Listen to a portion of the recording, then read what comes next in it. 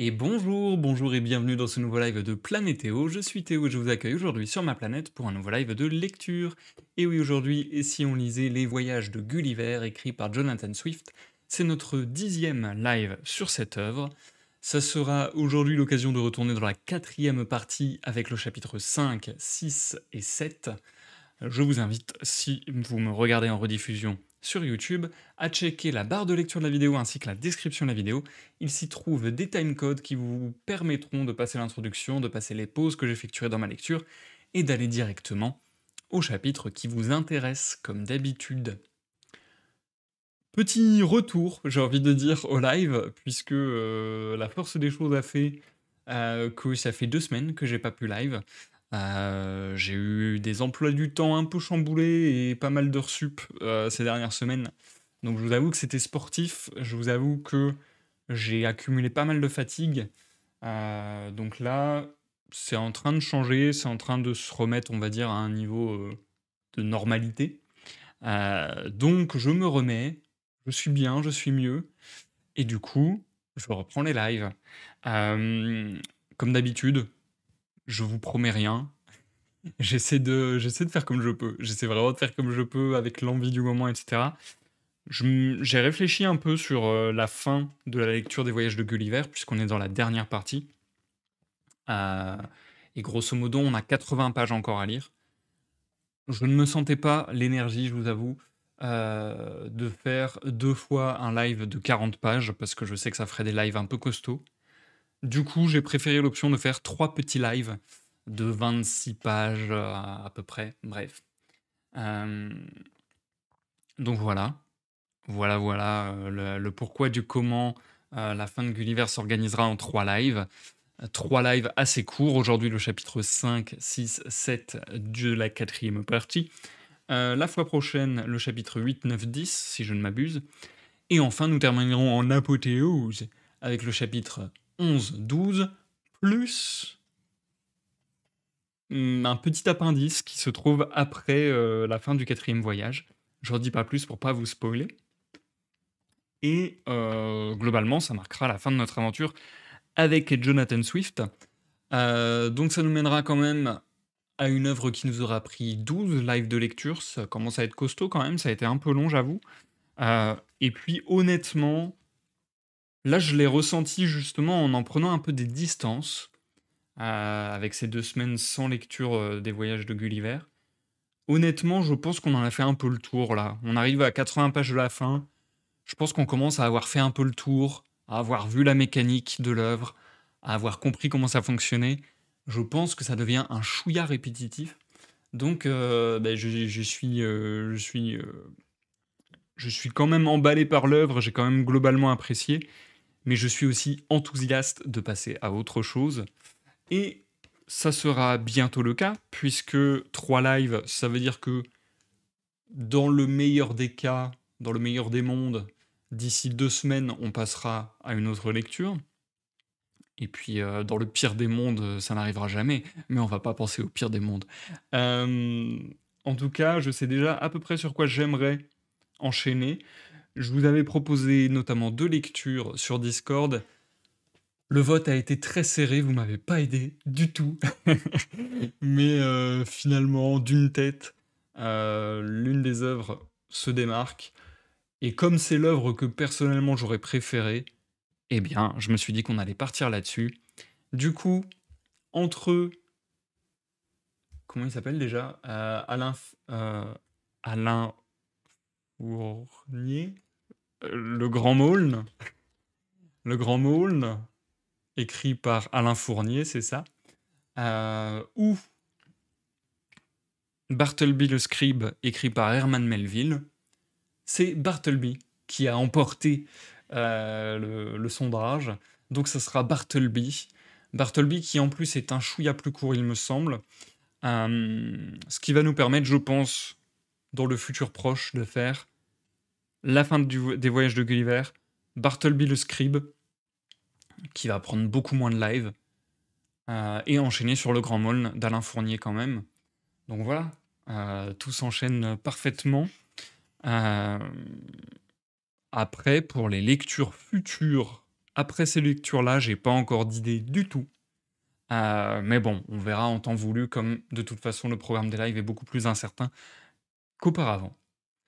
D'ailleurs, j'en parlais dans le pré-show sur Twitch, mais je vais en reparler rapidement. Comme ça, ceux qui me regardent sur YouTube, vous êtes quand même au courant un petit peu de ce qui se trame dans mon esprit. Je songe à refaire des lives de gaming, notamment certainement sur des jeux d'énigmes. Si vous avez des suggestions, je suis preneur. C'est vraiment un truc qui me botterait ces temps-ci, j'ai l'impression. En tout cas, une chose est certaine, à la fin de l'année, il y a Little Nightmares 3 qui arrive. J'ai déjà fait les 2 premiers en live, j'aimerais vraiment faire le troisième en live si mon PC le permet. Et il y a toujours ce point d'interrogation sur la suite de The Wolf Among Us. Normalement, le 2 est annoncé pour cette année. Il a déjà été reporté plusieurs fois, on verra bien comment ça marche. Mais s'il pop et que mon PC le permet, j'aimerais en faire la suite sur Twitch également. On verra, on verra, on verra. Je vous tiendrai au jus et ma foi, je pense que je vais pas faire plus long, puisque comme j'ai décidé de comment on allait séparer cette lecture, ça nous fait des lives assez courts. Je pense qu'on va se focus un maximum sur le côté lecture et pas sur le côté parlotte dans ces lives. Je vous rappelle qu'on était donc dans le 4e voyage, la 4e partie, le voyage chez les Winninm. Les Winninm qui sont des chevaux, mais des chevaux un peu anthropomorphisés, si on peut dire, qui ont plutôt des comportements humains, une intelligence similaire à une intelligence humaine, ce genre-là, disons. Et donc, dans les premiers chapitres, comme d'habitude, à chaque fois que Gulliver tombe sur une nouvelle île et sur un nouveau peuple, eh ben, il y a des discussions sur apprendre leur langue, apprendre leurs coutumes, essayer de comprendre un peu comment fonctionne leur gouvernement et ainsi de suite. Donc on était dans ce genre de discussion, sachant que le narrateur est en train actuellement, il me semble, de parler au roi, entre guillemets. Je sais plus s'il l'appelle le roi, mais en tout cas au dirigeant des Winnim. Il me semble que c'était le dirigeant. Bref, on se remet du coup dans cette ambiance-là pour les 3 chapitres du jour. Santé à tous et à toutes. Merci à ceux qui ont follow pendant que j'étais en off d'ailleurs. J'en profite, tiens. Merci à Gary Fiber. Et ça date du live précédent, donc c'est bon en fait. C'est bon, j'ai fait mes remerciements. Allez, trêve de bavardage. On passe sur le bon setup. Hop. Et je vous souhaite une bonne écoute, que vous me regardiez en live sur Twitch ou en rediffusion sur YouTube. À dans quelques minutes pour la pause. Est-ce que je fais une pause d'ailleurs? Ouais, ça va être vraiment long de tout lire d'un coup. Bon, les parties de lecture du jour vont pas être équilibrées, mais pour une question de sens, parce que j'ai quand même lu en diagonale les résumés de chaque chapitre du jour. Pour une question de sens, je pense que je vais lire le chapitre 5 et 6, faire une pause, puis lire le chapitre 7. Ça va faire des parties de lecture complètement déséquilibrées, mais lire les trois d'un coup, je vais pas y arriver. Allez, allons-y gaiement. Bonne écoute, à tout à l'heure.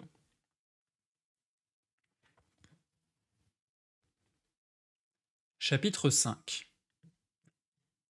Je présente maintenant au lecteur un extrait des nombreux entretiens que j'eus avec mon maître, en le priant de noter qu'il s'agit seulement d'un résumé des points les plus importants que nous avons abordés en un grand nombre de séances réparties sur plus de 2 ans, car son honneur me réclamait toujours plus de détails au fur et à mesure de mes progrès dans la langue Winnim.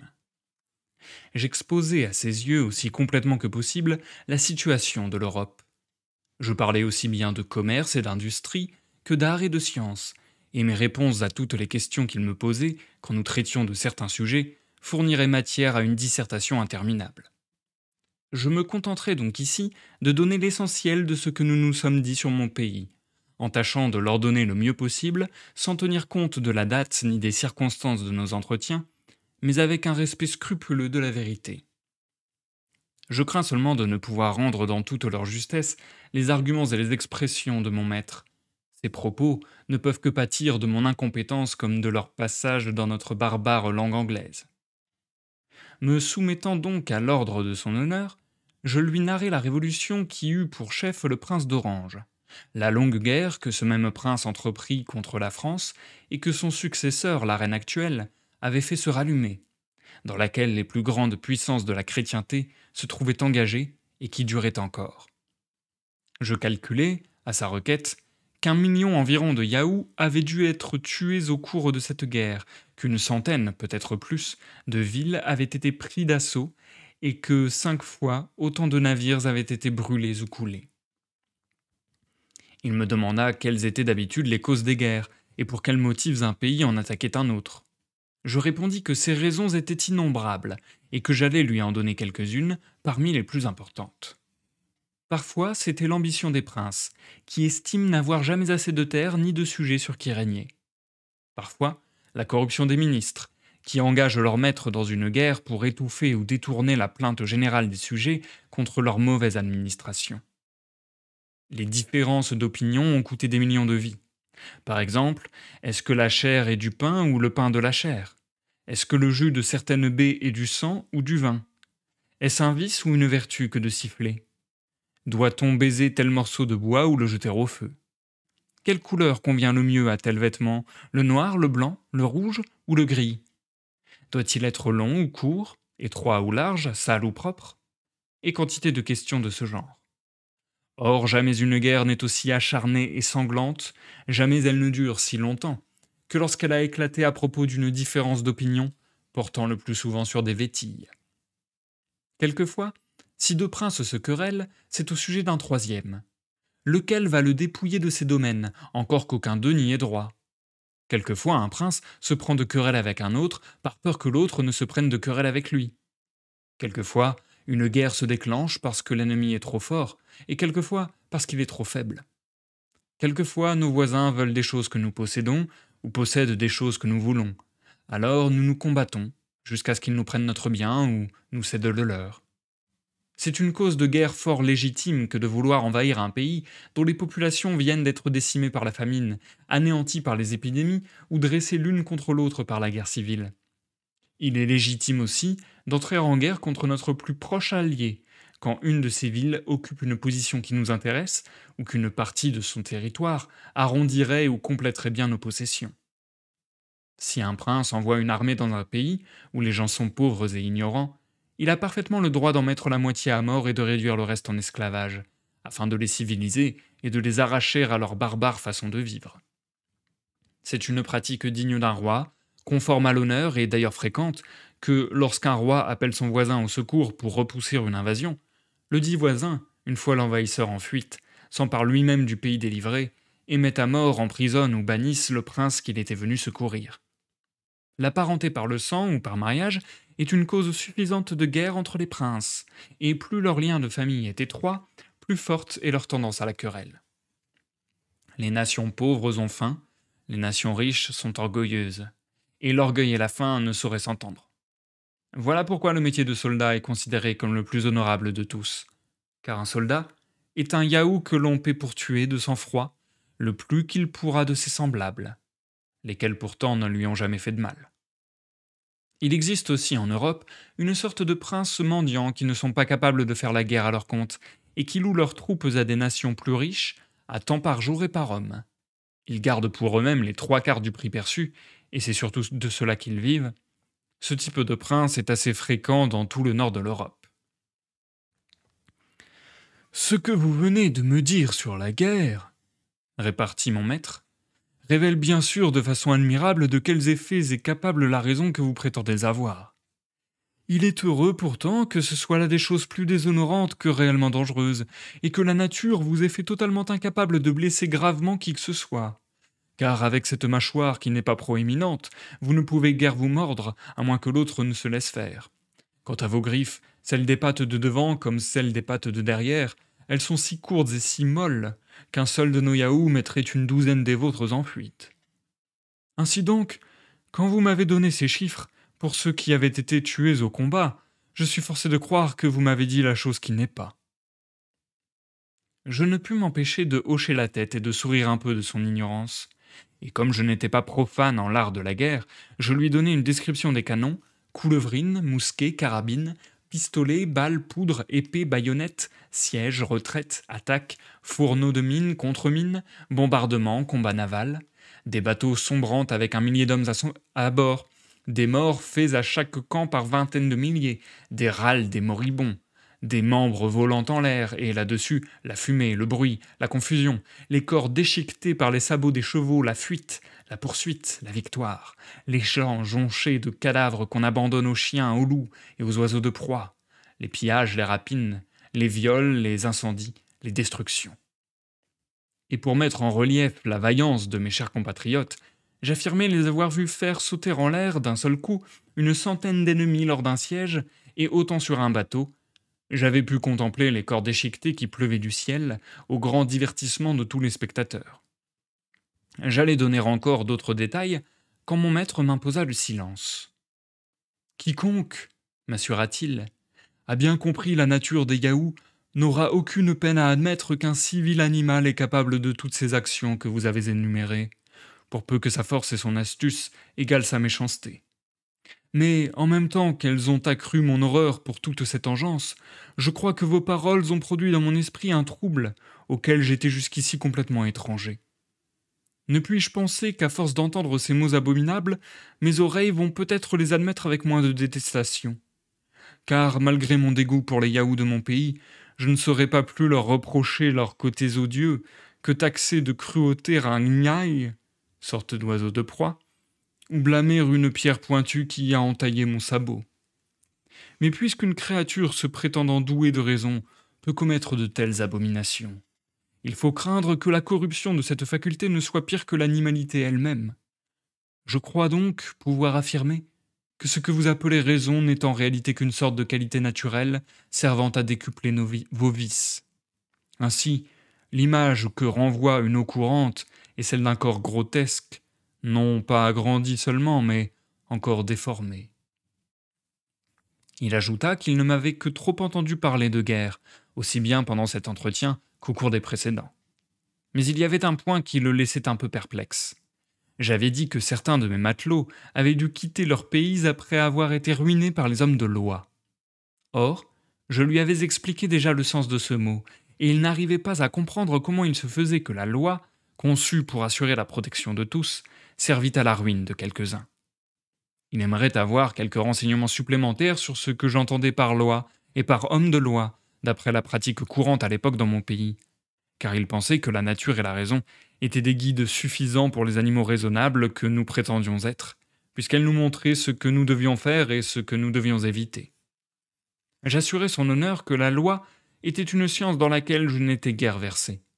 Mon expérience se réduisait à l'utilisation de quelques avocats que j'avais en vain chargés de réparer certaines injustices qu'on m'avait faites. Pourtant, je m'efforcerais de lui donner toute satisfaction. Il existe chez nous, dis-je, une classe d'hommes formés dès leur jeunesse à l'art de démontrer, à force de paroles, que le blanc est noir et que le noir est blanc, selon les consignes de celui qui les paie. Par rapport à ce corps de métier, tous les autres hommes sont des esclaves. Par exemple, si mon voisin convoite ma vache, il paie un avocat pour prouver que je dois la lui livrer.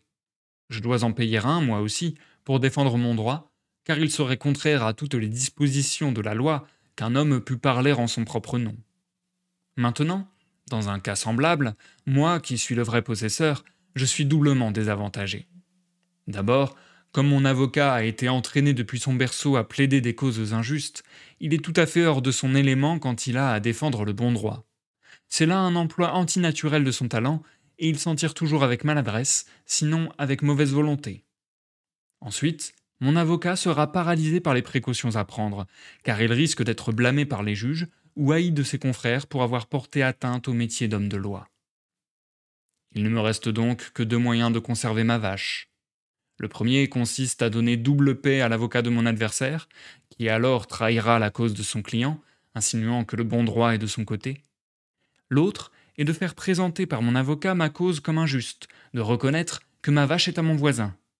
Si la manœuvre est bien faite, elle obtiendra un jugement favorable.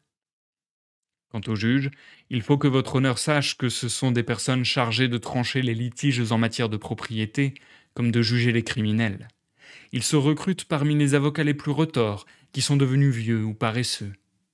Et comme ils ont été toute leur vie les ennemis de la justice et de l'équité, ils gardent un tel besoin de favoriser la fraude, le parjure et l'oppression, que je vis même des juges refuser de gros pots de vin offerts par des plaideurs qui avaient le bon droit pour eux, plutôt que d'insulter leur corporation en commettant un acte si opposé à leur caractère et à leur devoir. C'est une maxime en cours parmi les avocats que tout ce qui a été fait avant eux peut légitimement se refaire. Ainsi, ils prennent bien soin de noter toutes les décisions qui ont été prises antérieurement contre la justice naturelle et contre le sens commun. Celles-ci, qui reçoivent le nom de précédents jurisprudentiels, sont alors présentées aux autorités pour justifier les opinions les plus iniques, et les juges ne manquent pas d'en tenir compte dans leur verdict. Quand ils plaident, ils évitent soigneusement de fournir des arguments favorables à leur thèse, mais tout en donnant de la voix et en gesticulant, ils s'étendent de façon très ennuyeuse sur 1000 circonstances qui n'ont rien à voir avec le sujet. Par exemple, dans le cas que nous citions tout à l'heure, on ne cherche d'aucune manière à savoir quel droit a mon adversaire sur ma vache, mais si celle-ci est rousse ou noire, si ses cornes sont longues ou courtes, si le champ où je la fais paître est rond ou carré, si on la traite à la maison ou dehors, à quelle maladie elle est sujette, et ainsi de suite. Après quoi, on consulte les précédents, on renvoie la cause à la suite un certain nombre de fois, et au bout de 10, 20 ou 30 ans, le verdict est rendu. Il est également utile de préciser que ce corps de métier a un jargon et un vocabulaire particulier qu'aucun autre mortel ne peut comprendre et dans lequel on rédige les lois, en prenant bien soin de les multiplier, de sorte que les notions même de vérité et de mensonge, de justice et d'injustice, se trouvent complètement embrouillées. On mettra donc 30 ans à décider si le champ que m'ont laissé 6 générations d'ancêtres m'appartient à moi ou à un inconnu qui vit à 300 miles de là. Quand on juge une personne accusée de crime d'État, on procède de façon bien plus rapide et salutaire. Les juges vont s'informer de l'opinion des gens qui sont au pouvoir, après quoi ils peuvent facilement prendre ou absoudre le criminel en respectant ou absoudre le criminel en respectant toutes les formes de la loi. Ici, mon maître m'interrompit et déclara trouver bien dommage que des créatures favorisées de si prodigieux dons d'intelligence que ces hommes de loi, à en juger par la description que je lui en avais faite, ne soient pas plutôt encouragés à se faire pour leurs semblables des modèles de sagesse et de science. Soyez bien persuadés, répliquai-je à son honneur, que sur tous les points qui ne sont pas de leur domaine, ils sont dans leur ensemble les êtres les plus ignorants et les plus stupides que l'on puisse trouver chez nous, les plus lamentables dans les rapports humains.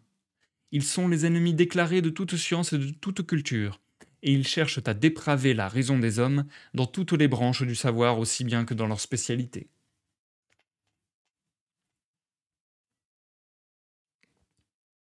Chapitre 6. Mon maître n'arrivait absolument pas à comprendre quel motif pouvait bien pousser cette race d'hommes de loi à se donner tant de tracas, de soucis et de peines pour fonder une ligue de l'injustice dont le seul but était de nuire aux animaux de leur espèce.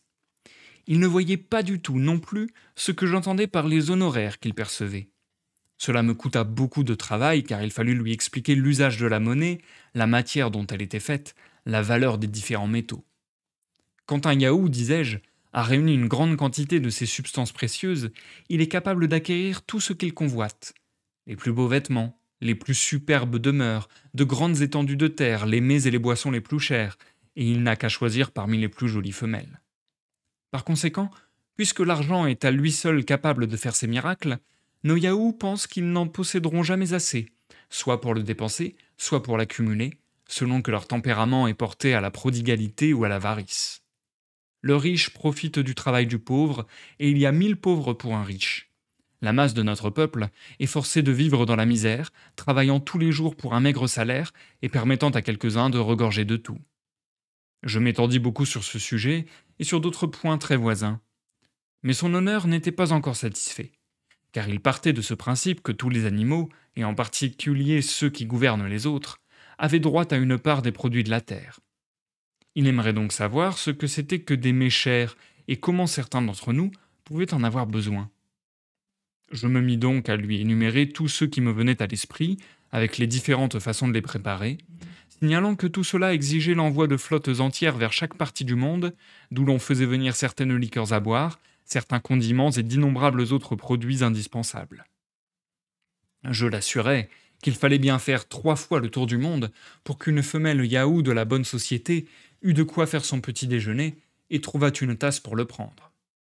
Il dit qu'un tel pays devait être bien misérable, puisqu'il ne pouvait pas produire de quoi nourrir ses habitants. Mais ce qui lui semblait le plus étonnant, c'était que ces vastes étendues que je lui avais décrites fussent entièrement dépourvues d'eau potable et que les gens dussent envoyer des navires outre-mer pour trouver quelque chose à boire.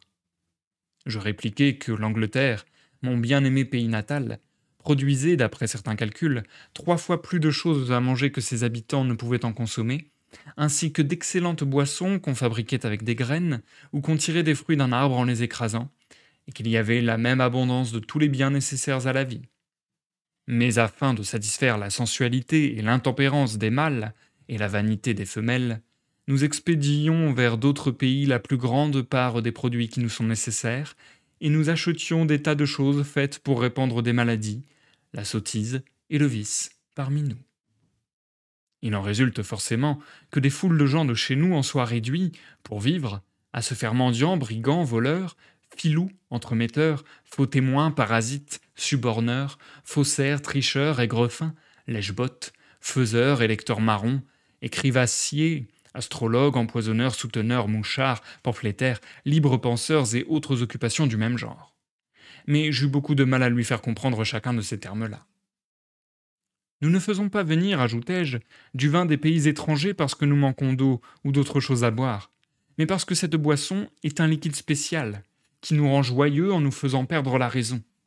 Il dissipe toutes les pensées mélancoliques, fait naître en nos cerveaux des images désordonnées et extravagantes, relève nos espoirs et chasse nos craintes, mais nous prive complètement pour un temps de l'usage de notre raison, et nous rend même incapables de nous servir de nos membres. Enfin, il nous fait tomber dans un profond sommeil.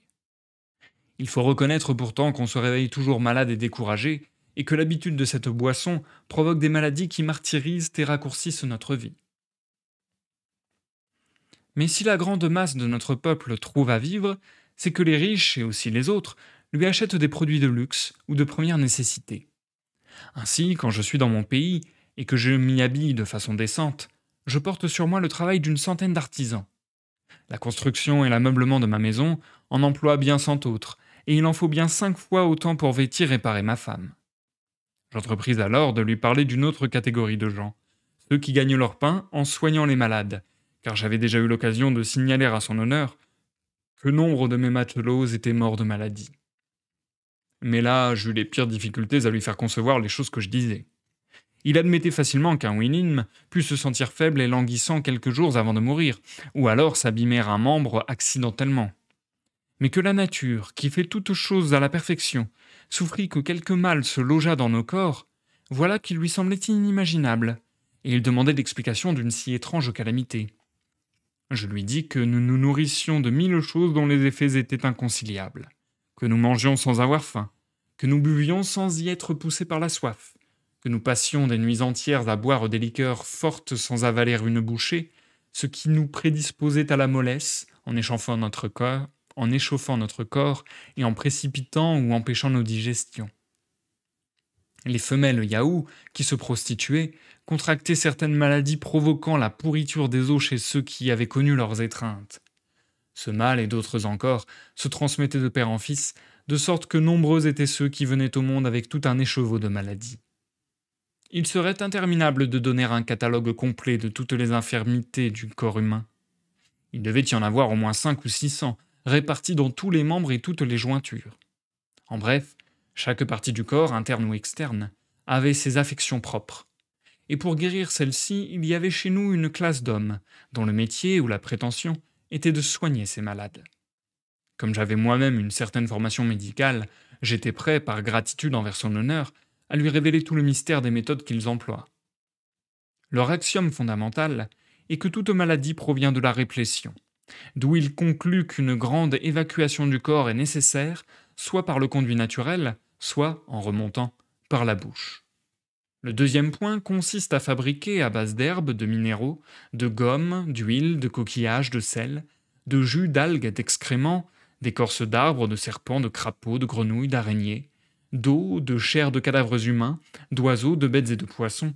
La mixture la plus abominable, nauséabonde et détestable qu'ils puissent imaginer, afin que l'estomac la rejette avec dégoût. C'est ce qu'ils appellent un vomitif. Ou alors, suivant une recette analogue, mais comportant quelques poisons supplémentaires, ils nous ordonnent d'ingurgiter, soit par en haut, soit par en bas selon l'humeur du pratiquant, une médecine tout aussi nocive ou répulsive à l'intestin, laquelle, faisant se relâcher le ventre, chasse toutes les matières vers la sortie. C'est ce qu'on appelle une purge, ou clistère. La nature, en effet, si l'on en croit les médecins, ayant réservé l'orifice antéro-supérieur à la seule intromission de liquides et de solides, mais l'orifice postéro-inférieur à leur éjection, et ces savants ayant eu l'idée géniale de voir dans la maladie un accident qui met la nature hors de son assiette, il convient, pour l'y remettre, que le corps soit traité de façon directement contraire, en interchangeant l'emploi des deux orifices, c'est-à-dire en faisant entrer de force les liquides et les solides par l'anus et provoquant leur évacuation par la bouche. Mais, à côté d'affections réelles, nous sommes sujets à des maladies entièrement imaginaires, pour lesquelles les médecins ont inventé des cures, imaginaires également. Cependant, elles portent des noms différents, et ont des drogues qui leur sont propres. C'est à ce genre de maladie que sont sujettes nos femelles Yahoo. Un des dons particulièrement brillants que possède la tribu des médecins est la sûreté de ces diagnostics. Ils n'en font presque aucun de faux, car ils prédisent généralement la mort dès que la maladie atteint un certain degré de gravité, et celle-ci est toujours à leur portée si la guérison ne l'est pas. Ainsi, quand un malade qu'ils ont condamné donne des signes imprévus d'amélioration, plutôt que de passer pour de faux prophètes, ils savent, par une dose appropriée, prouver au monde leur sagacité. Ce talent les rend d'ailleurs très utiles aux épouses et épouses qui sont là de leurs conjoints, aux fils aînés, aux principaux ministres d'État, et souvent aux princes. J'avais déjà eu l'occasion de m'entretenir avec mon maître sur l'art du gouvernement en général, et en particulier sur notre excellente constitution qui nous vaut l'envie et l'admiration du monde entier. Mais comme j'avais cette fois-là parlé accidentellement de ministre d'État, il me demanda un peu plus tard de bien définir les Yahoos que je désignais sous cette appellation. Je lui dis que nous avions un gouverneur femelle ou reine qui n'a pas d'ambition à satisfaire, et dont la pente naturelle n'est d'aucune façon d'accroître son pouvoir au détriment du prochain ou au préjudice de ses sujets. Voilà pourquoi, loin de confier un portefeuille à un homme chargé d'exécuter ou de couvrir de sinistres desseins, elle fait tendre toutes ses actions au bien de son peuple et le conduit sous la direction des lois du pays, tout en le maintenant dans les limites qu'elles imposent. Elle va même jusqu'à soumettre la conduite et les actes des responsables de sa politique au contrôle de son grand conseil et à leur appliquer les peines prévues par la loi. Elle n'a donc jamais mis sa confiance en aucun de ses sujets, au point de le charger lui seul de toute l'administration de ses affaires. Mais, ajoutai-je, sous le règne de ses prédécesseurs et de nos jours, dans de nombreuses cours d'Europe, où les princes, à force d'aimer et de rechercher le plaisir, deviennent indolents et frivoles dans leurs propres affaires, on voit intervenir cet administrateur dont je vous ai parlé, sous le nom de premier ou principal ministre. On peut faire un portrait encore assez exact de ces personnages, si l'on tient compte pour les juger non seulement de leurs actions, mais encore de ce que disent les lettres, mémoires et écrits qu'ils publient eux-mêmes et dont la bonne foi n'a jamais encore été contestée. Essayons d'en dépeindre un. Il s'agit d'un homme complètement insensible à la joie comme à la peine, à l'amour comme à la haine, à la pitié comme à la colère, bref, qui ne possède aucune autre passion qu'un violent désir de richesse, de pouvoir, de titre. Il se sert donc de sa parole de toutes les manières possibles, sauf pour révéler sa pensée. Il ne dit jamais une vérité sans vouloir vous la faire prendre pour un mensonge, ni un mensonge sans vouloir vous le faire prendre pour une vérité. Ceux dont il parle le plus mal derrière leur dos sont sûrement les mieux placés pour obtenir de l'avancement, et chaque fois qu'il se met à faire votre éloge, soit devant les autres, soit à vous-même, vous êtes, dès ce jour, perdu. Mais ce qui est particulièrement mauvais signe, c'est de recevoir une promesse, surtout quand elle est appuyée par un serment. Dans ce cas, un homme raisonnable n'a plus qu'à se retirer et à renoncer à toute espérance. Il y a 3 moyens pour un homme d'arriver à être principal ministre. Le premier est de mettre habilement en jeu une femme, une fille ou une sœur. Le second est de trahir son prédécesseur ou de saper sa position. Le troisième est de montrer, dans les grandes assemblées, un zèle furieux contre les corruptions de la cour. Mais un prince avisé choisira plutôt son premier ministre parmi ceux qui usent de ce troisième moyen, car c'est cette sorte de zélateurs qui se montrent toujours les plus obséquieux, les plus servilement dévoués aux volontés et aux passions de leur maître. Comme ces ministres disposent de tous les postes à pourvoir, ils se maintiennent au gouvernement en achetant la majorité d'un Sénat ou Grand Conseil, ou aussi grâce à un expédient appelé acte d'indemnité. J'expliquai à mon maître en quoi il consistait. Ils se dispensent ainsi d'avoir à rendre des comptes et se retirent de la vie publique chargée des dépouilles de la nation. Le palais d'un principal ministre est une pépinière de politiciens comme lui. Les pages, les laquais, les portiers, suivant l'exemple de leur maître, deviennent des ministres d'État, chacun dans son département, et s'efforcent d'exceller en ces trois matières principales: insolence, mensonge, corruption. Ainsi, chacun d'eux vit-il au milieu d'une cour subalterne, et leurs courtisans sont des personnes d'un rang très élevé. Parfois même, à force de dextérité et d'impudence, ils arrivent d'étape en étape à succéder à leur propre seigneur. Celui-ci est généralement dominé par une ancienne catin déchue ou par un valet favori, qui sont le canal par où passent toutes les faveurs, et peuvent être, au sens propre, appelés gouvernants en dernier ressort du royaume. Un jour, mon maître, m'ayant entendu parler de la noblesse de mon pays, eut la bonté de me faire un compliment que je ne saurais prétendre mériter.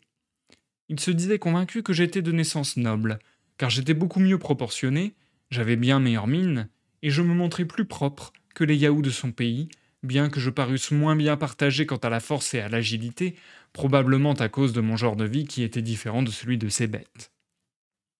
En outre, non seulement j'étais doué de parole, mais je paraissais avoir quelques rudiments de raison, à un degré qui me faisait passer pour un prodige dans le cercle de ses relations. Il me fit remarquer que, pour les Winim, les Blancs, les Alzans et les Griffers n'avaient pas les formes harmonieuses des baies, des gris pommelés et des noirs, et qu'ils ne naissaient pas non plus avec autant de dons de l'esprit ni de capacité à les faire valoir. Ainsi donc, ils restaient toute leur vie dans l'état de domestiques, sans aspirer jamais à des alliances en dehors de leur race, qui sembleraient monstrueuses et antinaturelles. J'exprimai à son honneur mes humbles remerciements pour la bonne opinion qu'il daignait avoir de moi. Je lui affirmai en même temps que ma naissance était tout à fait commune, mes parents étant des gens simples et honnêtes, qui avaient tout juste pu m'assurer une éducation convenable. Quant à la noblesse, elle n'était pas chez nous conforme à l'idée qu'il en avait. Nos jeunes aristocrates sont élevés dès leur enfance dans l'oisiveté et le luxe. Dès qu'ils sont assez grands, ils épuisent toutes leurs forces et contractent d'odieuses maladies avec des femelles ignobles. Quand ils ont perdu presque toute leur fortune, ils épousent, uniquement pour des raisons d'intérêt, une femme de naissance obscure, de caractère désagréable et de santé fragile, qu'ils détestent et qu'ils méprisent.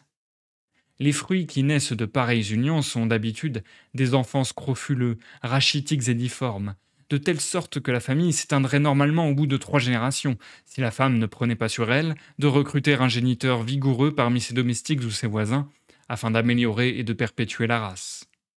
Ainsi, c'est un corps faible et languissant, c'est un aspect squelettique, c'est un teint jaune, qui sont la marque d'un sang noble, et un air sain et robuste fait si mauvais effet chez un homme de qualité que tout le monde conclut que son vrai père a dû être un valet de pied ou un cocher. Les imperfections du caractère vont de pair avec celles du corps. Tout en lui n'est que tristesse, sottise, sensualité, ignorance, caprice et orgueil. Sans le consentement de ce corps illustre, aucune loi ne peut être promulguée, rejetée ou modifiée. Et ce sont les nobles également qui décident sans appel du sort de tous nos biens. Et c'est la fin du chapitre 6.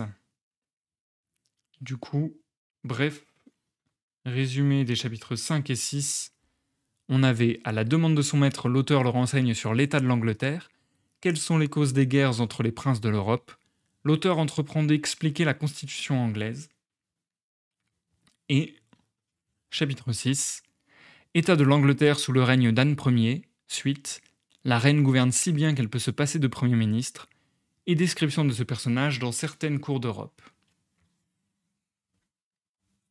Hop.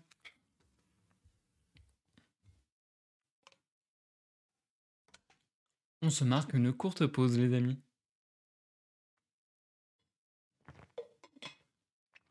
Et voilà. Et voilà. Je comprends un peu mieux maintenant, avec le chapitre qu'on vient de lire, avec les 2 chapitres qu'on vient de lire, pourquoi l'œuvre de Jonathan Swift a été censurée à l'époque et a été vue comme scandaleuse. Parce que jusqu'à présent, c'était relativement discret. Bon, ça se voyait quand même, hein, mais on va dire ça pouvait être vu comme relativement discret. Heu, il y avait un côté, satirique, mais, et voilà, on sentait bien l'humour, on sentait bien, le double discours et cetera. Mais là, c'est beaucoup plus frontal et avec des propos beaucoup plus, virulents, je trouve, beaucoup plus critiques de comment fonctionne la société anglaise et comment fonctionnent les sociétés de l'Europe en général. J'ai bien aimé ces chapitres. Je les trouve très intéressants. Alors, il y a deux trois trucs qui sont vraiment pas ouf, notamment, je pense pas qu'on puisse dire que Jonathan Swift était vraiment féministe, à moins que ce ne soit uniquement le prisme de sa narration qui fait que Gulliver présente l'Angleterre sous un beau jour, parce que pour lui, l'Angleterre est une nation magnifique, et que du coup, il emploie des mots pas terribles euh, pour parler en général de la gente féminine. Euh, Là où peut-être au contraire le maître, comme il l'appelle, le dirigeant des Winnim, serait peut-être la vraie pensée de l'auteur, et du coup quelqu'un de plus mesuré, et qui trouve que tout ce qu'il lui raconte sur sa nation admirée lui semble à lui complètement absurde, complètement horrible, etc. Donc voilà. En tout cas, c'est vrai qu'on ressent quand même des paroles pas terribles à ce niveau-là. J'ai envie de dire que c'est une autre époque, même si bon. Je sais aussi qu'il y a le débat de une autre époque, ça n'excuse pas tout, et pour moi, c'est pas question d'excuser, mais c'est question d'expliquer. Mais bref, n'entrons pas dans ces débats plus en amont. Il y a ce truc-là qui est un peu voilà, bizarre. Il y a, il y a aussi, et ça je l'ai pas vu venir pour le coup, et ça pour le coup je me pose vraiment question. À un moment, le maître justement Winning, qui fait une distinction entre les chevaux selon leur couleur de peau, et parmi les mots qui sont vraiment dédiés, comme un alezan, il me semble que c'est comme ça qu'on dit, qui sont vraiment dédiés à la couleur des chevaux, eh bien, il y a le mot blanc et noir. Et du coup, je me demande vraiment ce que veut dire ce passage. Est-ce qu'il dénote, est-ce qu'il dénote des pensées nauséabondes de la part de l'auteur, ou est-ce qu'au contraire, c'est une critique sous-jacente du racisme? Et ce passage-là, pour moi, était pas giga clair. Je l'ai pas vu venir, et en le lisant, je me suis dit, attends, il dit quoi là? Donc ça m'a un peu, ouais, ça m'a un peu étonné. Par contre, sur le reste des sujets abordés, je trouve que c'était giga intéressant. Il y a aussi la médecine, où on sent que c'est daté. Voilà, il y a aussi le côté médecine où on sent que c'est vraiment daté, où on sent que bah, juste notre vision de la médecine a tellement évolué, tellement changé, que là, oui, clairement, ça nous semble, à nous lecteurs, complètement absurde et ne pas avoir grand sens. Par contre, tout ce qui va être sur les raisons des guerres, le pourquoi du comment on fait des guerres, euh, comment les avocats sont de personnalité presque, c'est comme ça qu'ils les marquent quasiment, et leur manière de traiter de la justice, dire que les avocats n'ont rien à voir avec l'injustice, avec la justice et avec l'équité, dire que les avocats sont forcément mauvais parce qu'ils ont appris à mentir et à toujours défendre les pires cas et ainsi de suite, que en plus la loi elle instaure des jurisprudences qui sont justement des cas auxquels on se rapporte, alors même que ce sont des cas qui vont contre la nature et ainsi de suite. Enfin bref, tout ça c'était vachement intéressant dans la manière dont c'était construit. Est-ce qu'on peut en tirer une généralité et dire que c'est vrai?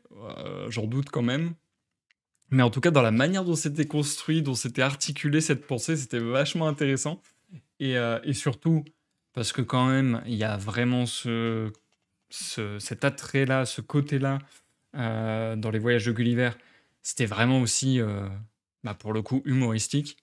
La mise en place de tout ce développement, d'idées. Donc, j'ai beaucoup aimé. Les raisons pour partir en guerre, j'ai beaucoup aimé parce que, ouais, enfin, ouais, ça je trouve que ça en tout cas personnellement, je trouve que ça exprime, parfaitement, ce que je trouve, bête un peu dans la guerre. C'est-à-dire que globalement, ça serait «très évitable» entre guillemets, et on a l'impression que beaucoup, beaucoup, beaucoup des raisons, invoquées pour faire la guerre sont des raisons, un peu nazes quoi, un peu, fallacieuses. En fait, c'est ça le truc, c'est que peut-être c'est peut-être plutôt des raisons fallacieuses. En fait, c'est ça, je pense. C'est peut-être plutôt des raisons fallacieuses que des raisons absurdes. Même si je pense qu'il y a aussi des guerres, qui ont des raisons absurdes. Mais ouais, comme il le dit, c'est souvent juste des petits désaccords, des petits trucs comme ça qui créent des querelles. Maintenant, je pense aussi qu'il y a une part de vérité dans le fait que ce soit faux, que ce soit des faux prétextes, que ce soit on se bat pour tel truc, mais en vrai, le vrai truc pour lequel on se bat, c'est tel truc qu'on ne dit pas. Bref, ça, c'est pas une piste qui a été explorée, il me semble, dans ce qu'on vient de lire, mais je pense que c'est une piste aussi. Et du coup, de toujours voir l'avis du dirigeant Winim qui est complètement choqué et qui est en mode mais vous êtes sûr que vous êtes doué de raison là? Parce que tout ce que tu me racontes, ça ne fait aucun sens. J'aime beaucoup. J'aime beaucoup cette manière de faire. Je trouve que le texte est construit d'une manière assez intelligente. Euh, Qu'est-ce qu'il y avait encore d'ailleurs? On avait les avocats, on avait la médecine, euh, on avait les guerres. Il me semble qu'il y avait autre chose un peu dans ce genre-là. Ah oui, les ministres. Bon bah voilà, hein, pareil, hein. Je pense que si on résume le truc, ça serait un peu le fameux tous pourris. Le truc de ouais, de toute façon, la politique, c'est tous des pourris. Euh, c'est un peu la vibe. C'est un peu la vibe du chapitre, je trouve. Euh, mais c'est vachement drôle, en fait. En fait, c'est ça qui crée la drôlerie du truc, c'est que le narrateur présente tout ça en disant ah bah voilà comment ça se passe. Et presque avec un enthousiasme de ah mais t'as vu ma nation, j'en suis trop fier quoi. T'as vu comment ça se passe chez nous? Alors que ce qu'il raconte, c'est c'est ouais, c'est tous des mythos, c'est tous des profiteurs, c'est tous des personnes cruelles qui adorent le mensonge, la corruption. C'est le décalage est drôle. Et les développements, ouais, les réflexions derrière, presque philosophiques, sont intéressantes. Non, franchement, j'ai beaucoup aimé ces 2 chapitres. On va clore ce live avec un ultime chapitre, le dernier d'aujourd'hui. Ça me démange le pied.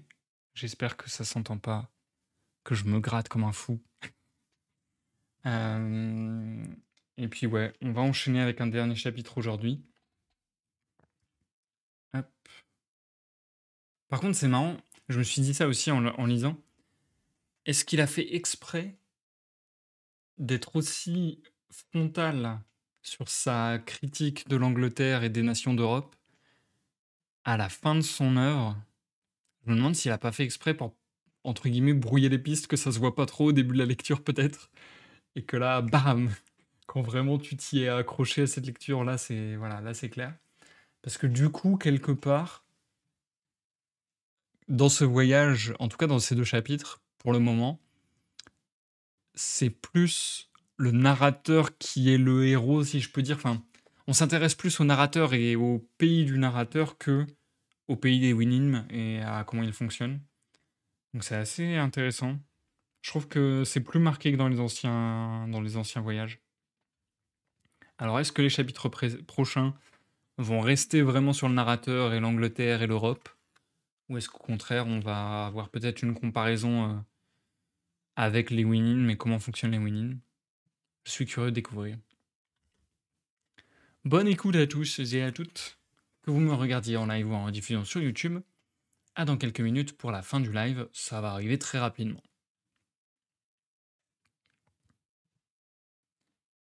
Chapitre 7.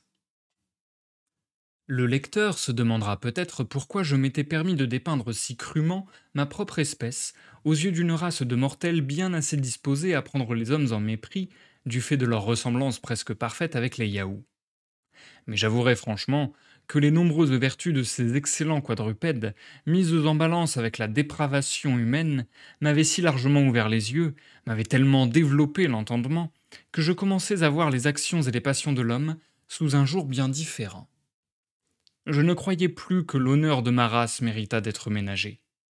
D'ailleurs, c'eût été chose impossible, en face d'une personne de jugement aussi pénétrant que mon maître, qui tous les jours me signalait chez moi 1000 défauts dont je n'avais aucunement conscience, et qui parmi nous ne seraient pas même comptés comme de simples imperfections. De même, j'avais, à son contact, conçu une haine extrême de toute fausseté ou insincérité, et la vérité m'apparaissait comme un bien si désirable que j'étais résolu à tout lui sacrifier. Que le lecteur me pardonne mon extrême franchise. Je lui avouerai que j'avais encore un motif bien plus puissant de raconter les choses sans scrupule.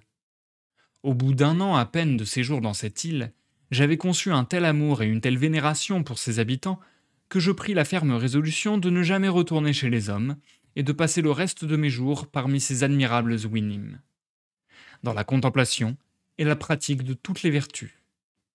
Car là-bas, je ne pouvais avoir ni l'exemple ni la tentation du vice. Mais telle était la volonté du sort, mon ennemi implacable. Je ne devais pas avoir tant de bonheur en partage. Pourtant, il m'est de quelque consolation de penser qu'en tout ce que j'ai dit de mes compatriotes, j'ai cherché à excuser leurs défauts autant qu'on pouvait le faire devant un observateur aussi rigoureux. Sur chaque point, je présentais d'eux un tableau si favorable que le sujet le permettait.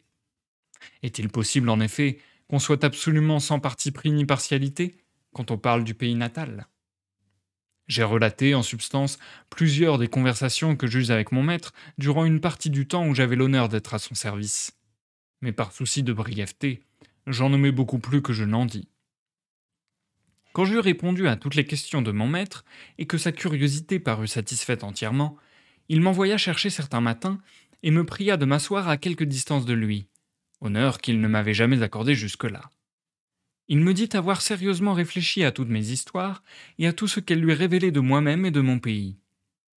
Il nous considérait comme une sorte d'animaux qui avaient reçu en partage, il ignorait par quel accident, quelques bribes de raison. Mais nous utilisions celles-ci uniquement comme moyen d'aggraver notre dépravation naturelle et d'acquérir de nouveaux vices que la nature ne nous avait pas donnés. Nous faisions exprès de nous dépouiller des quelques heureuses qualités qu'elle nous avait accordées, et nous avions parfaitement réussi à multiplier nos besoins primitifs, de sorte que nous passions toute notre vie à faire des efforts inutiles pour les satisfaire d'une façon ou d'une autre. Quant à moi, personnellement, il était manifeste que je n'avais ni la force ni l'agilité des Yahoo communs. Je marchais comme un impotent sur mes seuls pieds de derrière.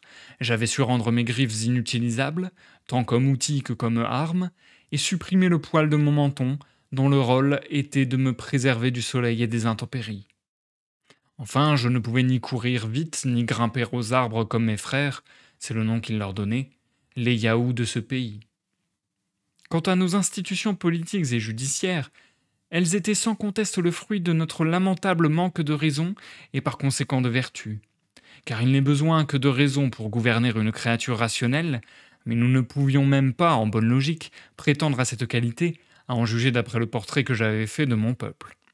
Ce portrait d'ailleurs, je l'avais de toute évidence retouché par partialité en laissant beaucoup de points dans l'ombre, et en disant souvent la chose qu'il n'est pas.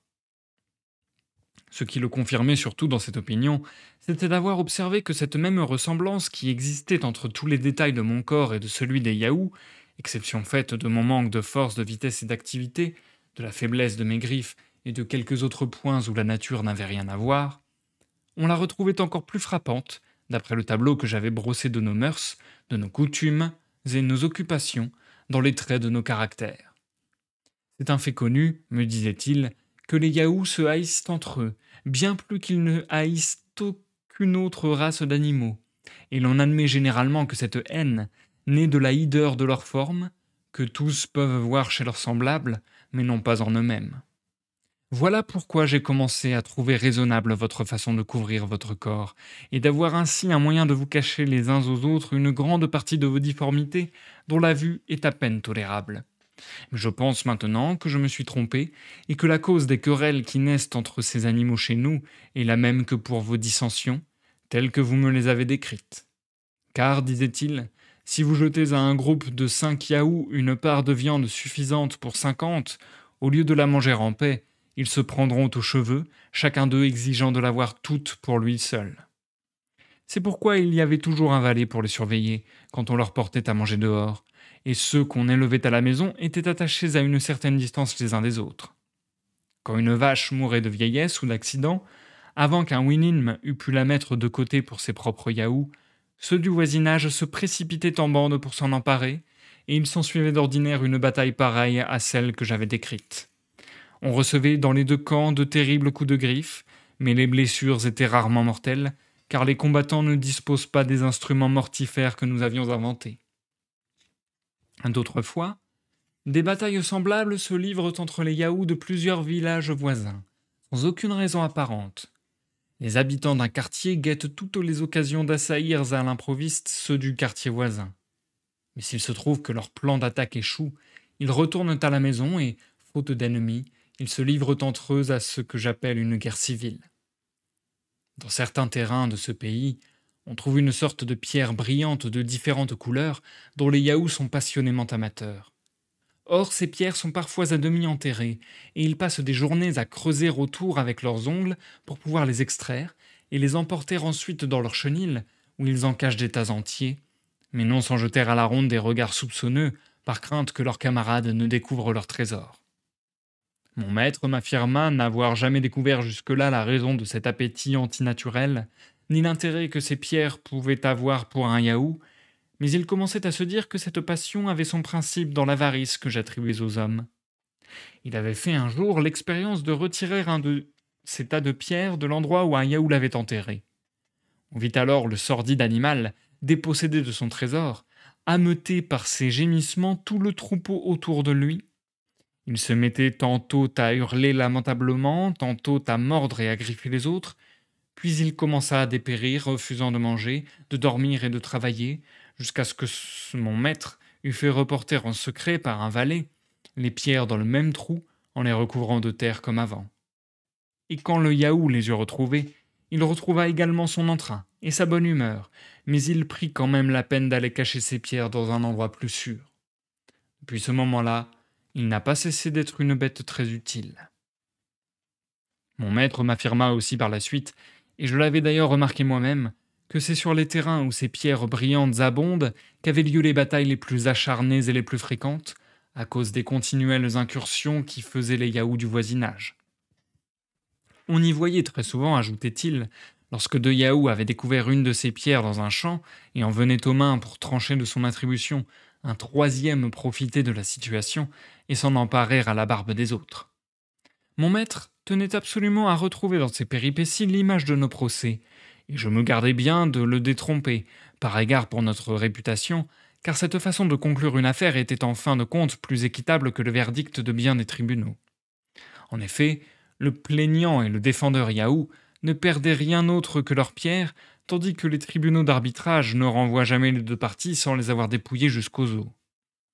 Mon maître, poursuivant ces considérations, m'assura que rien ne rendait les Yahoos plus répugnants que leur façon d'engloutir indifféremment et parfois pêle-mêle tout ce qu'ils trouvaient sur leur chemin. Herbes, racines, baies, charognes d'animaux. Et c'était un aspect de leur nature que de préférer ce dont ils s'étaient emparés, bien loin de la maison, par force et par ruse, à la bonne nourriture qu'on leur servait. Si leur proie était volumineuse, ils en mangeaient presque au point d'en crever, après quoi leur instinct leur faisait trouver certaines racines qui leur procuraient une évacuation complète. Il existait aussi une autre sorte de racines, très juteuses, mais plutôt rares et difficiles à découvrir, que les Yahoos recherchaient avec avidité et suçaient avec un extrême délice. Elle produisait sur eux le même effet que sur nous le vin, et les poussait aussi bien à s'embrasser qu'à se déchirer les uns les autres. Ils se mettaient à vociférer, grimacer, jacasser, faire des cabrioles et des culbutes, puis finalement s'écrouler endormis dans la boue. Or, j'avais remarqué moi-même que les Yaouz étaient les seuls animaux de ce pays à tomber quelquefois malades. Leurs maladies sont loin d'être aussi nombreuses que celles qui affectent les chevaux chez nous, et elles ne viennent jamais des mauvais traitements, mais uniquement de la malpropreté et de la gloutonnerie de ces ignobles bêtes. La langue du pays ne connaît d'ailleurs qu'un terme général qui englobe toutes ces maladies et rappelle le nom de l'animal lui-même. C'est le mot Néa-Yaou ou mal des Yaou. Et le traitement prescrit consiste à introduire de force dans la gorge du Yaou un mélange fait de ses excréments et de son urine. J'ai souvent entendu dire que cette médication avait d'excellents effets. Je me permets, dans l'intérêt général, de la recommander à mes compatriotes comme une admirable formule contre toutes les maladies causées par la réplétion. Sur les chapitres du savoir, de la politique, des arts et manufactures, etc., mon maître reconnut qu'il ne voyait guère de ressemblance entre les Yaous de son pays et ceux du nôtre, car son unique intention était d'observer les points communs de nos natures. Il avait pourtant entendu rapporter par des Winim à l'esprit observateur que dans la plupart des troupeaux il y avait une sorte de chef Yaou, de même que dans nos parcs il y a généralement un daim qui conduit et dirige la harde, qui était toujours le plus mal bâti et le plus malfaisant de tous. Le meneur avait généralement un favori aussi semblable à lui-même qu'il pouvait le découvrir, dont la charge était de lécher les pieds et le postérieur de son maître, et de conduire les femelles Yaouz à son chenil. Il recevait pour sa peine, de temps en temps, un bout de viande d'âne. Le favori est tailli par le reste du troupeau, et par conséquent, pour être en sécurité, il reste toujours aux côtés du chef. Il conserve d'habitude ses fonctions jusqu'à ce qu'on trouve à le remplacer par un plus méchant que lui, et à peine est-il déchu qu'il voit venir encore, conduit par son successeur en personne, tous les Yaouz du quartier, jeunes et vieux, mâles et femelles, qui le recouvrent des pieds à la tête de leurs excréments. Serait-il possible, dans les cours de nos rois, de faire subir ce traitement aux favoris et aux ministres? Mon maître me laissait le soin d'en décider. Je n'osais pas répondre à cette cruelle insinuation qui mettait l'entendement des hommes bien plus bas que la sagacité des chiens de meute, puisque ceux-ci ont assez de cervelle pour distinguer et suivre la voie du plus compétent d'entre eux, sans jamais faire la moindre erreur. Mon maître me signala aussi chez les Yaouz certains traits remarquables dont il ne m'avait guère entendu faire mention dans ma description des hommes. Ces animaux ont, comme toutes les bêtes, les femelles en commun. Mais la grande différence est que la femelle Yaouz accepte le mâle même quand elle est pleine, et que les mâles se battent avec les femelles aussi férocement qu'entre eux. Ces deux pratiques sont la marque d'une bestialité si abominable qu'aucune créature vivante n'est jamais tombée si bas. Une autre chose qui l'avait frappé chez les Yaouz était leur étrange goût pour la saleté et l'ordure, alors que tous les autres animaux paraissent éprouver un amour naturel pour la propreté. Les deux premières accusations, je préférais les laisser passer sans y répondre, car je n'avais vraiment pas un mot à dire pour la défense de ma propre espèce, dont j'aurais pourtant été très heureux de me charger. Quant à la troisième, j'aurais certainement fait absoudre la race humaine du reproche de singularité en la matière s'il y avait eu des cochons dans le pays, mais pour mon malheur, il n'y en avait pas. Car si ce quadrupède peut être considéré comme plus sympathique que les Yaouz, je ne puis en toute justice prétendre qu'il est plus d'hygiène, et son honneur eût certainement été de mon avis s'il avait connu sa répugnante façon de manger et son habitude de se vautrer et de dormir dans la boue. Mon maître me cita encore un trait particulier que ses valets avaient découvert chez plusieurs Yaouz et qui lui paraissait incompréhensible. Il arrive, dit-il, qu'un Yaouz prenne une sorte de crise. Il va se coucher dans un coin et se met à gémir, à grogner et à envoyer promener tous ceux qui s'approchent de lui, bien qu'il s'agisse toujours d'un sujet jeune et vigoureux, ne manquant ni de nourriture ni d'eau. Or, les valets n'arrivent jamais à deviner de qui peut l'affliger ainsi. Le seul remède qu'ils aient découvert est de le soumettre à un dur travail, ce qui le fait infailliblement rentrer en lui-même. À cela non plus je ne répondis rien, ne voulant pas prendre parti contre mon espèce, pourtant je reconnaissais là les symptômes du spleen, ce mal qui n'affecte que les paresseux, les luxurieux et les riches, et que je me ferais fort de guérir si je pouvais soumettre ses victimes au traitement en question. Mon maître avait souvent remarqué aussi une femelle Yaouz embusquée derrière un talus ou un buisson à guetter les jeunes mâles passant par la route. Elle se montrait au moment voulu, puis se recachait avec 1000 gestes et grimaces ridicules. On pouvait noter qu'à cette occasion, elle dégageait une odeur abominable. Et quand l'un des mâles s'avançait, elle se retirait lentement, en regardant souvent derrière elle et en se donnant des airs effrayés. Puis elle s'enfuyait vers un endroit propice où elle savait que le mâle allait la rejoindre. D'autres fois, quand une inconnue venait se mêler à un groupe de femelles Yahoo, 3 ou 4 d'entre elles se rassemblaient autour d'elle, l'observaient en détail, jacassant, grimaçant, la reniflant de haut en bas, et en fin de compte se détournaient d'elle, avec des mines exprimant le mépris et le dédain. Il est possible que mon maître ait apporté quelques retouches à ces tableaux qu'il me faisait d'après ses propres observations, ou d'après ce qu'on lui avait conté. Pourtant, je ne pouvais me dire sans étonnement et sans beaucoup de peine que la lubricité, la coquetterie, la jalousie et la médisance se retrouvent toujours, même à l'état d'ébauche, dans l'instinct féminin. Je m'attendais à tout moment que mon maître accusât les Yahoos des deux sexes d'avoir de ces goûts contre nature qui sont si communs parmi nous. Mais il me semble que la nature n'a pas été une éducatrice assez experte, et que ses plaisirs raffinés soient un produit de l'art et de la raison dans cette partie-ci du globe. Et c'est la fin du chapitre 7. Ça sera donc également la fin de la lecture pour aujourd'hui. Juste, je vous lis le petit résumé du chapitre que je viens de vous lire, à savoir grand amour de l'auteur pour son pays natal, réflexion que son exposé de la Constitution et de l'administration anglaise inspire à son maître, les analogies et comparaisons qu'il lui suggère, et réflexion de son maître sur la nature humaine.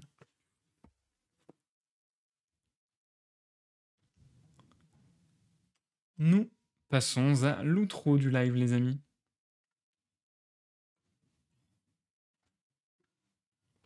J'ai beaucoup aimé la lecture du jour. Comme je le disais, un peu plus frontale, un peu plus critique direct.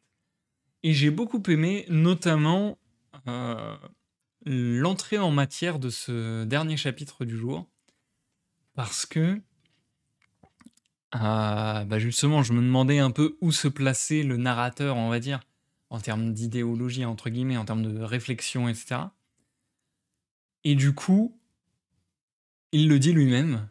Il dit, en fait, au contact des Winim, j'ai eu une prise de conscience et je me suis rendu compte à quel point notre espèce, nous les êtres humains, on était horribles. Et qu'on faisait preuve de cruauté, d'injustice, qu'on usait de mensonges à ne plus savoir quoi en foutre. Et que lui, du coup, a décidé de préférer la vérité avant tout, la franchise avant tout. Je trouve ça vachement intéressant la manière dont c'est amené. Et je trouve ça d'autant plus intéressant que la suite répond à ma question de la pause de mon live, puisque je me demandais si on allait partir sur une comparaison, etc., si on allait parler du peuple Winim. Et en fait, on ne parle pas du peuple Winim, mais on parle de leurs ennemis naturels, si je peux dire, les Yahoo.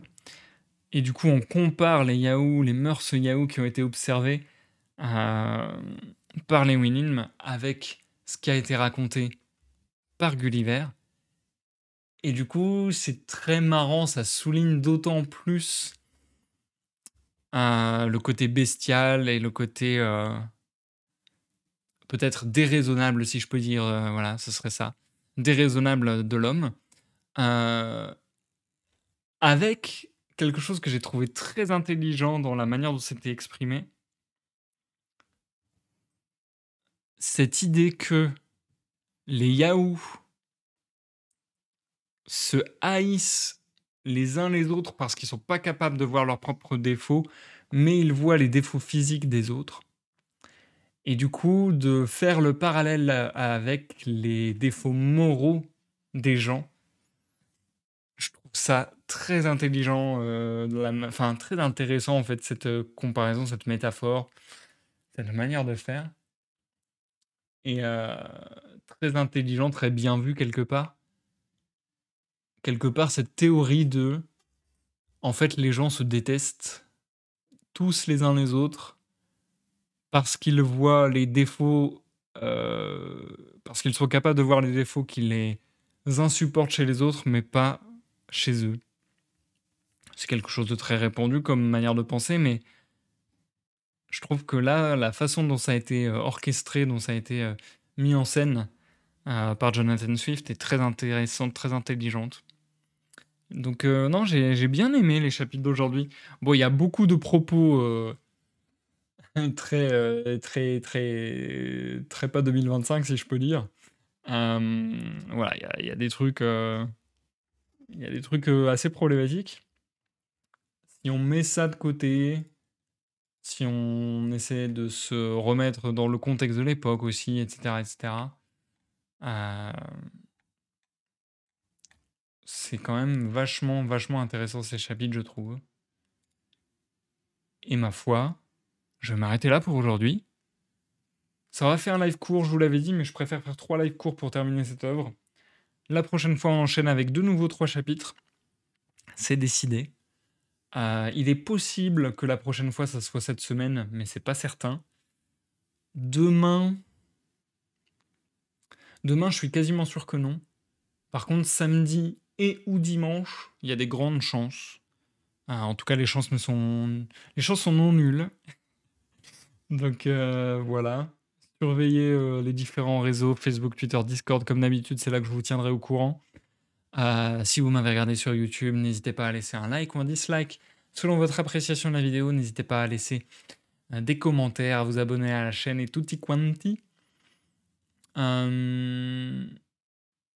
Ouais, j'espère qu'on arrive à finir ça d'ici la semaine prochaine. En tout cas, d'ici la fin du mois, c'est certain. D'ici la fin juillet, je pense que les voyages de Gulliver, ça sera terminado. Allez, merci à ceux qui sont passés. Encore une fois, je vous souhaite une bonne fin d'après-midi, une bonne fin de journée, de semaine. Et j'en peux plus là. Ça y est, mon cerveau a fondu. Il a fallu 1 heure et quelques, mais mon cerveau a fondu. À la prochaine, des bisous pour une prochaine partie de lecture. Bye bye.